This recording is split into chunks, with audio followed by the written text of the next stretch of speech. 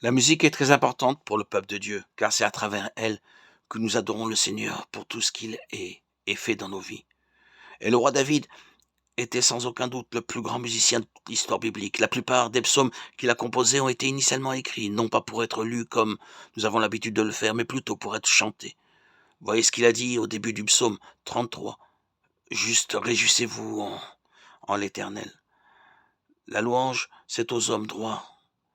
Célébrez l'Éternel avec la harpe, célébrez-le sur le luth, à 10 cordes, chantez-lui un cantique nouveau, faites retentir vos instruments et vos voix, car la parole de l'Éternel est droite et toutes ses œuvres s'accomplissent avec fidélité au moment de louange, pendant le culte de chansons.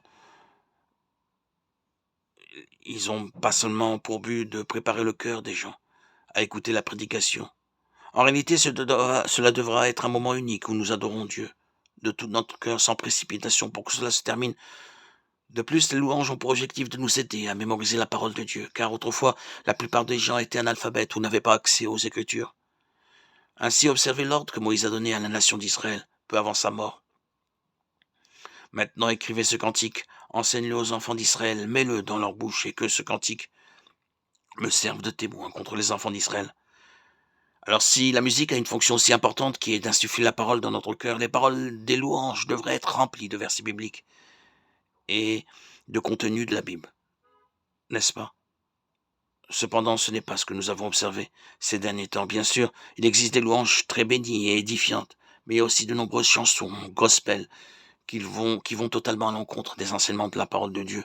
Et comme si cela ne suffisait pas, beaucoup de ceux qui composent ces chansons tombent dans les pièges tendus par Satan, entraînant des millions de personnes à perdre leur intimité avec Dieu et à s'éloigner de lui sans s'en rendre compte.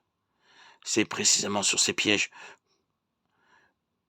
qu'il faut s'écarter, car les dangers d'une fausse louange peuvent causer dans la vie des enfants de Dieu de vrais problèmes. Je veux aussi adresser à tous les chanteurs gospel avant de commencer de faire attention à ce qu'ils écrivent. Car malheureusement, frères et sœurs, de nombreux péchés accompagnent la vie de plusieurs de ces musiciens, chanteurs gospel, qui se disent chrétiens et qui portent atteinte à la sainteté et à la communion avec Dieu. Voyons quelles sont les principales embûches qui nuisent à l'Église du Christ, ici sur terre.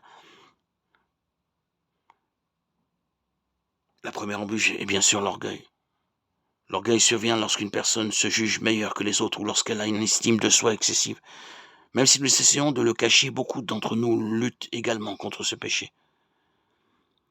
Dans le milieu de la musique gospel, il est devenu très courant de trouver des chrétiens pris dans la vanité en raison de leur talent pour chanter, jouer d'un instrument, voire même en raison de la spiritualité qu'ils semblent montrer sur scène.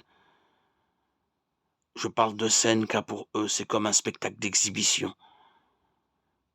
Et cette attitude va à l'encontre de ce que dit la parole de Dieu dans Galates chapitre 5.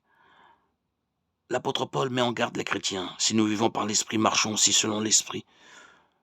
Ne cherchons pas une vaine gloire en nous provoquant les uns les autres, en nous portant envie les uns aux autres. Quand le musicien devient présomptueux en se considérant meilleur, plus talentueux, plus capable, il commet deux péchés sérieux. Premièrement, il vole la gloire de Dieu. Deuxièmement, il rompt la communion avec les frères en Christ. Malheureusement, de nombreux musiciens chrétiens commencent à diriger la louange en espérant recevoir des éloges